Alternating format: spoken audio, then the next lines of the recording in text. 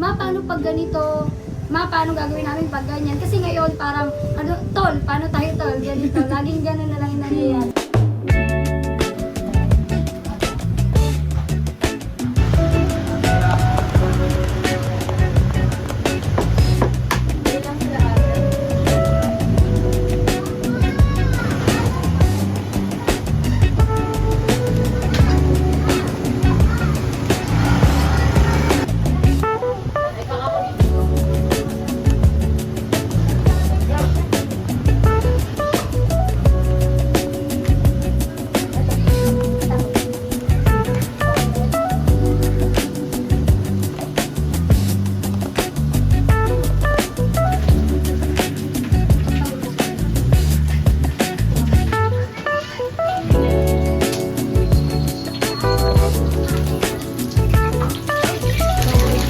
Bluetooth disconnected.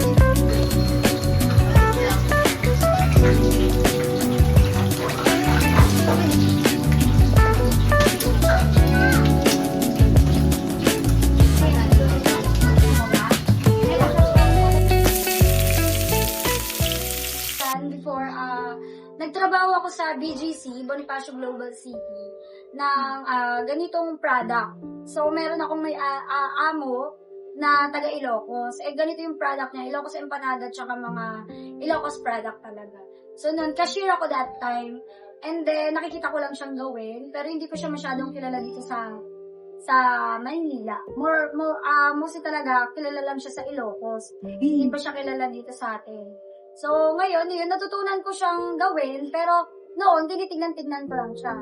And then, nag-viral siya sa Facebook, yung Ilocos Empanada, tara, ganyan. Tapos, marami nang lumalabas sa newsfeed namin na parang ganito, ganyan. And then, nagtatry na talaga ako gumawa sa bahay. Kasi ito, lagi niyang craving yung Ilocos Empanada. So, nagtry kaming mag-business. Kasi gusto rin kasi ng asawa ko mag-business kami. Kaya tinry namin. Nag-start ito sa tig 500 lang kami. Hanggang sa ganito na siya. Nakakaliit na punan lang po pala, no? Tapos napalaki yung punan. Ano lang noon, na naggawa lang kami ng 1 kilo lang na flour. Halos, po kayo dati? halos 2 bilog sa bahay lang. O, bahay lang. Online lang kami. Oh, I see. Ano po yung nagbigay sa inyo ng lakas ng loob para magsimula ng sariling negosyo? Before pa naman kasi talaga, negosyante na kami. Kasi yung mother ko, pinalaki kaming ganun. Mas madalas sa negosyo kaysa mag-employ. So, ayun, nag-business kami pa iba-iba kung ano yung syempre yung malakas ngayon. And then yun nga, dahil nga nakikita namin na trending siya, tinry namin mag-business kaming dalawa nun. And then, medyo nahirapan pa kami nung una kasi nga, may baby siya, tapos marami kaming maliliit, tapos 2 lang kami nun, and then yung asawa niya, rider. Kasi online lang kami, so wala kaming walk-in, kaya mas nakafocus lang kami nun sa delivery. Nung una po kayong nagbukas, kamusta po ang naging pagtanggap ng mga tao dito sa produkto ninyo? Ayun, sobrang lakas, tapos hindi na tumitigil yung order namin, talagang hindi na namin makater lahat. Tapos yun nga, tawag to hassle pa kasi sobra dahil meron nga kaming maliliit, talagang habang nagduduyan siya, gumagawa siya ng suka, gano'n. Gano'n yung nangyari talaga hanggang sa tawag dito, ang dami, ako halos nagmamasa din, imbis na dapat lalaki yung gagawa. Ako na rin gumagawa, tapos siya, habang nagpapatulog siya ng bata, nag-take ng orders, gano'n yung nangyari. Kaya, sinubukan namin na kausapin yung mother ko para makatulong sa amin, and then parang yun nga, gusto na namin palakihin pa siya. So, paano po naging proseso po ninyo? Parang sino yung nakatoka sa ganito? Tapos paano po dumami yung mga... Ayun, nakausap namin yung mama ko, tsaka yung asawa niya. So, parang naging na lang kami, magkakasosyo kami. So, sabi namin, tulong-tulong na. Kasi hindi kami nga, kung kami nga, hindi na namin makikita lahat talaga ng orders. Kasi nung unang open namin talaga, nakaka-80 pieces kami pataas. Nang 2 lang kami. So, nung nakausap ko na yung mama ko na samahan niya kami, tulungan niya kami kasi sobrang dami na talaga ng order. Ano po yung paborito ninyong moment habang gumagawa? Iyon, nagduduyan siya habang gumagawa ng suka. Si Sir Gilbert, ano po kaya ang paborito ninyo? Hindi, actually kasi siya nagtatrabaho pa siya. So, ang ginagawa niya, after niyang mag-out sa work ng alas 12 ng gabi, gagawa pa siya ng do hanggang alas 12. Siya yung nagmamasa ng do namin. Nando. Ganito daw. No, sir. Ganito talaga siya.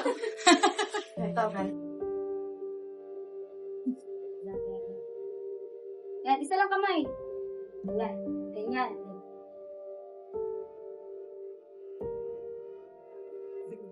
Parang sumagat-isa nito. Balak niyo daw po ba, sir, mag-artista? Pwede. Pwede. Pwede. Sino kayang pwede na niya? Kalukalay. Sino daw kamukha mo artista? Ako pa nga eh. Ako. Hindi pa nga eh. Sino ba? Daniel Padilla? Oo. FPJ. Bodyguard. Sa tingin niyo po, bakit naging paborito ng mga customer ninyo yung empanada ninyo? What makes it special? Compare sa mga iba pang... Panada. Siguro yung suka. Kasi yung Ilocos empanada, yun nga, nakilala siyang masarap talaga sa suka, which is yung sukang Ilocos. Kaya lang kasi marami ding hindi naman sa sinisira ko, pero marami rin kasing hindi mahilig dun sa ganong klase ng suka. Iba kasi yung suka nila. So ngayon, yun yung nilaban namin, yung suka na gawa ng mama ko. Pwede ko po ba makita yung suka ninyo? Opo, ganito siya. Ganyan. Ganyan po. Ito kasi ginagawa po siya. Talagang, huwag mo lagyan ng brand. Baka maging commercial tayo. Yung suka po ba sa likod ninyo ay parehas ng suka na Opo, yan? same lang po, binibenta na. Magkano po ang tinda ninyo po doon? 70 po. 70. Eh, pakita po nga natin. Kunin mo. Para Yan, sa mga perfect. kasi pagka may order sila, gusto nila papadagdag sila ng suka, kaya nagawa kami ng ganito. Pwede na nilang laklakin. 70. And suka. Ano po yung isa niyong tinda doon? Chicharon na Chicharon. bulaklak o bituka? Para po siyang chicharon, pero bituka po ng manok yung gamit na. Yung sariling gawa din po Apo. ninyo? Hindi po, kinukuha po namin siya originally sa Bizan po. Meron kaming dalawang variant po dito. Yung vegan, ito po, vegan meat at saka beef po. Yung vegan, ito yung beef meat. So si vegan po, yun po yung originally na flavor talaga ng empanada. Yung beef naman po, homemade po namin siya. Ginawa lang namin siyang option po kasi may mga hindi kumakain ng vegan. Ito po cheesy. Parang first time ko lang makakitang may cheese ang empanada. Opo, actually ako din hindi ako mahilig sa cheese. Kaya parang nauumay ako pag may cheese. Pero marami kasing naghahanap, kaya idinagdag din namin siya. Kumusta po ang pakiramdam na may customer na bumabalik at sumusuporta sa inyo? Nung una, syempre na-overwhelm kami kasi lalo na pag may mga message, feedback sa amin ng maganda. Pero ngayon kasi halos nasasanay na kami talagang gano'n na yung comment naman nila halos pare-parehas lang na masarap, satisfied, na craving satisfied sila. Ano po ang masasabi ninyo sa mga customer ninyo? Thank you kasi na lalo na yung mga nagsusupport sa amin ng pabalik-balik. Kasi nga, yun nakakatuwa kasi yung mga customer namin, nagkaroon na rin kami ng loyalty card. Eto, pagka nag-pick up sa amin, dito sa physical store namin, meron kaming loyalty card. So, kapag nakumpleto nila yung stamp na 9 pieces, 9 stamp po, may free po sila na overload. Yung overload po, malaki po talaga siya, as in. Tapos may 2 egg siya. Bilang bagong negosyo, ano po yung pinakamahirap na naging challenge ninyo? Ano yun? Bilang bagong negosyo, ito yung pinakamahirap na naging challenge natin. Siguro minsan pag mga short kami sa budget. Kasi yung hindi naman lahat ng pera namin nakapokus sa business. Kasi tulad ko, marami akong anak na ginagastosan. Tapos nangungupahan din kami. Tapos, ayun nga, maraming gastusin talaga. Lalo na sa bills. Ayun, yung siguro yung pagpapaikot namin minsan kapag kapos ng budget. Na, kunyari, dapat, supposedly may papamili dapat kami na halagang 3,000. Ngayon, kung 1,500 lang yung hawak, pipilitin namin na yung iba, mamaya na lang kapag may benta na. Siguro ganun. Yun yung challenge natin. Pinakamahirap ng challenge. Paikot Paano niyo lang. po yun ano man tawag doon? Paano niyo Survive. nagagawa? Yes. Opo, yun, katulad na nalimbawa, chine-check namin kung ano yung pwede naming unahin munang bilhin, gaya ng mga karne. Tapos halimbawa si mantika meron pa naman, ang gagawin namin kapag may benta na po, tsaka kami ulit bibili ng mantika para sa pandagdag. Kasi mamaya pa naman siya yung nangangunti na yung mantika. Kapag meron na kaming benta, pwede na magpabili. Ano yung pinakamasayang parte ng pagkakaroon ng ganitong negosyo? Siyempre yung una, masarap sa pakiramdam kasi parang meron kang, ano ang tawag doon? May na-achieve ka. Yun yung kasi pangarap din talaga namin magkaroon ng ganitong business, lalo na pinalaki kami ng mother ko sa business. So, syempre, pangarap din namin magkaroon ng sariling amin. Kasi ito pa lang yung business na, marami na kami naging business, pero ito lang yung business na kami yung humawak. Madalas kasi kasama namin yung mother ko, hindi namin nararanasang mag-decision making. Pero ngayon namin nararanasan yung, talagang kami lang yung, papakinggan lang namin yung isa't isa, kung ano yung opinion niya, opinion ko, kung ano yung best way or best decision na pwede namin gawin. Ayun. Yun nga lang, medyo mas tawag dito? Anong tawag dito? Parang, mas pressure. Pressure. Kasi hindi gaya dati na parang, paano to ganito? Masanay si mama. Paano pag ganito?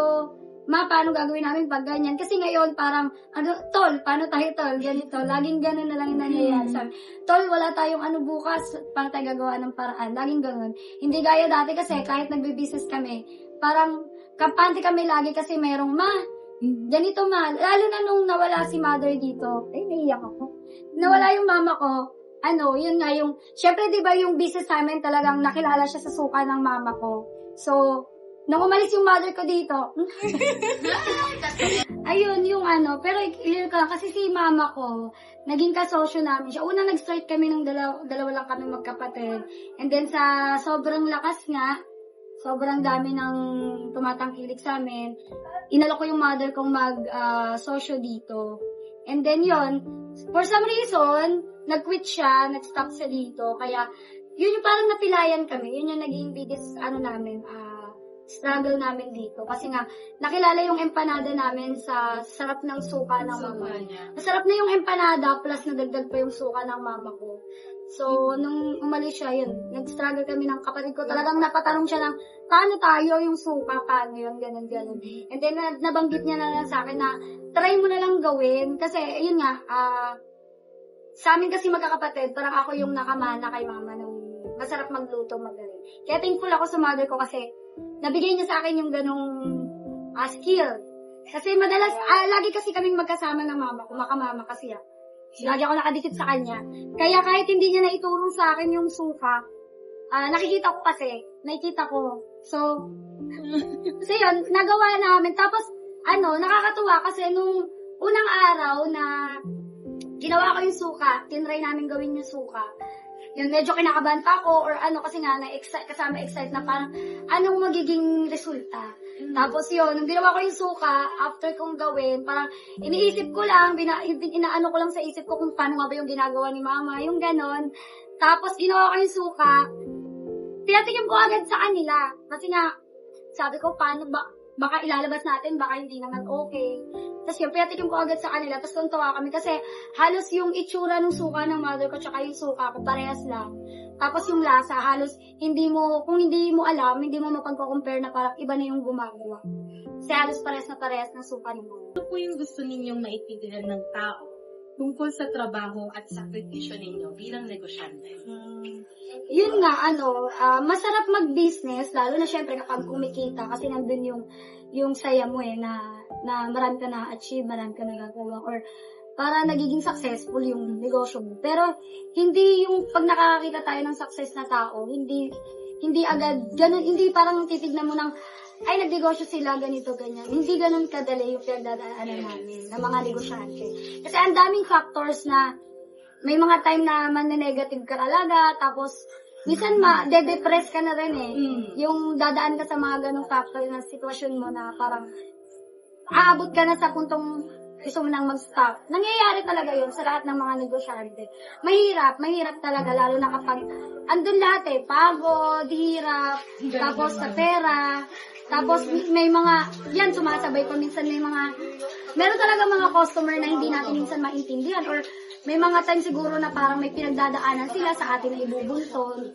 Yun. So, ang daming factor na pwedeng magsabi sa'yo na mag-stop ka na. Lalo na sa amin ng kapatid ko na, yun nga, gaya na iniwan kami ng mama ko na nag-quit siya sa negosyo. Parang, syempre parang iniwan kami sa ere, tapos nakakompromiso kami sa lahat, sa deposito dito sa tindahan, ganito. Plus may mga bata kami, maliliit pa. So, ang dami namin ganung factor na ang hirap. Kaya wag nilang tignan yung success na. Tignan nila yung sakripisyo ng isang negosyante.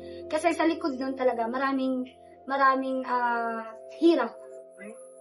The way I can see it po, you're very strong as a Yes, sir. And ang sayang tignan ng family ninyo. Parang unity kayo lahat dito eh. Apo. Lahat po ba kayo dito ay magkakapamilya? Actually, hindi. Kami lang ng kapatid ko yung magkamag-anak. Tapos, syempre, asawa ko, tsaka yung asawa niya. And then, yung opening natin, si Rich, at tsaka yung closing ko, si Billy, nakuha ko lang din sila online. Nag-post ako ng hiring. So, mga empleyado. Yun lang. Pero, yun, isa pa sa natutunan namin sa mother ko sa pag-business is, maging mabait ka sa tao para maging mabait sa'yo pabalik. So, yun. Ayaw namin na magtrabaho sila dito ng may galit. Kasi yun yung nangyayari. Kaya minsan, kasi yung mga empleyado, isa rin yan sa factor kaya nagsasara yung business. Kasi kapag hindi nila inayos yung trabaho nila, maraming magiging epekto yun. Limbawa, niluto nilang pangit yung pagkain. Siyempre, feedback yun sa'yo, sa negosyo mo. Kaya maganda, hindi lang yung negosyo inaalagaan mo, pati yung empleyado. So, kapag yun yung tinuro ng mother ko sa amin, pag naging mabait ka sa kanila, magiging mabait sila sa'yo. Yun yung magkakaroon sila ng concern sa tindahan, na dapat imbis sa amin lang lahat yung obligasyon, minsan, nakukuha na rin ang empleyado. Kumbaga parang pamilya na rin po. Opo, yun talaga din yung tinuro sa amin ni mama na hindi namin tinuturing sila na parang bayaran mo lang na tao, empleyado. So, ituring mo kamag-anak, itong pamilya. Kung ano yung kinakain namin, kinakain din nila. Hindi kagaya ng iba na kami, mag-Jollibee kami, tapos sila kung ano tira-tirang pagkain. Hindi ganun. Pag nag-Jollibee kami, pag nagustuhan namin kumain ng ganun, meron din sila. Dapat ganun. That's what makes the business successful talaga. When you work together as a team with your employees. Opo. So, parang nagiging team nga siya. Kasi hindi kagaya ng pagka-empleyado lang sila. Parang nagkakaroon kayo ng sarili-sariling goal. Sila yung goal nila. Kailangan lang nila matapos yung duty nila para sumahod sila. So, kahit anong utos mo, kahit anong sermon mo, hindi nila ayusin yung trabaho.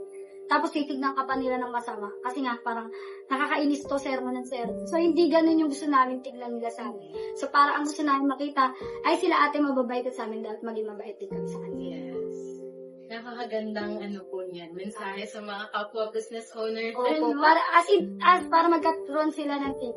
Lalo na dun sa mga, marami ako nakikitang negosyo na halos araw-araw nag-hiring sila kasi nga papalit-palit ang empleyado. Siguro yun yung pwede nilang i-adjust. So, since napag-usapan po natin yung salitang pamilya, paano po naging mahalaga para sa inyo ang pamilya at pananampalataya sa journey ninyo? Siguro yun. Kasi parang, mo na rin siya, yung, inspirasyon. Kasi, di ba tayo, from araw-araw ka nagtitinda, nararanasan mo yung pagod. Di ba? Kailan ka nga rito? Lumapit ka rito. Pagod na. Lumapit ka rito. Di ba mararanasan mo yung pagod? So, doon, para doon na lang kami Ganda yung mukha ng kumikilos. Pag nararamdaman mo yung pagod, kasi pagod na pagod ka na, hirap ka na, dadami pa yung customer, hindi ka pa nagpapahinga, oras ka na nag-close ka gabi, naaalala mo na lang yung, ay, kailangan ako ng anak ko, kailangan ako ng baby ko, yan, lalo na to, dami niyang anak, 4. So, syempre, kahit wala ka ng energy, magkaka-energy ka. Gising ka talaga ang sinigiling. Opo. Samahan mo pa ng utang. Guilt. Grabe. Kailangan para doon na lang kayo babangon. Darating pa yung Shopee bukas. Diba? So, nanay din po pala kayo. Opo. Grabe po pala yung pagod at hirap talaga. Sakripisyo ninyo para sa business. Ano po ang pangarap ninyo para sa negosyong ito? Parang harap. Syempre, mas lumaki pa. Mag-success pa. Tapos, kung i-a-adjust, syempre, ibibigay ng Diyos, mas maganda yung kung magkaroon kami ng branch. Tapos, gusto namin, matuloy ito hanggang lumaki yung mga anak namin. Tapos gusto rin namin na, gaya ng sa mother ko, may pamana din namin sa kanila yung ganitong mindset. Kasi hindi tayo lahat pinapalad makapagtapos. Gaano po kahalaga sa inyong Panginoon? Ayun, malaking factor siya sa amin. Kasi, syempre kapag ka nawawalan ka ng hope, dun ka tumatawag. Lalo na to, etong ate ko, kasi to tawag dito, talagang kapag ka, yung hopeless siya, tapos wala siyang malapitan. Kasi sa panahon ngayon, ang hirap talaga, lalo na pag financial. Which is nakakatawa, kasi financial yung problem mo, pero sa Diyos ka lalapit, na hindi ka naman mabibigyan ng Diyos ng pera, di ba? Pero Yes. hindi, nagiging ganun yung takbuhan niya. Kasi sa sobrang hirap talaga ngayon ng financial natin. Yun. Sa sobrang hirap ng financial natin ngayon, doon ka na lang mapapakapit. Kasi parang, pag wala kang yung hopeless ka na, wala kang malapitan. Bahala na si Lord. Magpapasabi ka Yes. na lang na God will provide, pupunta ka na lang kay Lord, parang ikaw na bahala, napang mo na lang, gawa mo ako ng paraan. And then yun, nakakatuwa kasi naniniwala kami kapag ganun, na kapag ka lumapit ka sa Kanya, somehow, nagbibigay siya ng hindi mo alam. Nagpo-provide siya ng hindi mo inaasahan, biglang may darating na ganito. Yung magugulat na lang kami, biglang may order ng, ma'am, pwede ba akong umorder ng 40 pieces na empanada? Na parang, out of talaga? nowhere, may order ng gano'n. Na parang binigay niya sa'yo. Bayan Connect Feels, maraming itong matutulong sa business namin, lalo na sa amin na nag-uumpisa. Tinake namin yung opportunity na to para mas makilala kami. At the same time, makilala din yung Bayan Connect Films, makatulong sa atin para mas mag-boost yung business namin. And then, ayun lang. Thank you. Tapos, okay, sasabihin ko, thank you so much, Bayan Connect Films. Like, share, follow. Like, follow, and share. Okay, yun na lang sa part na yun. Thank you, Bayan Connect Films. Like, follow, and share. Yay!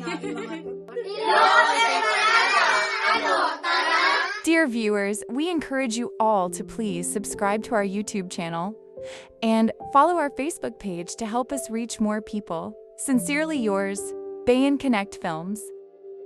I love you, Pilipinas! I love you,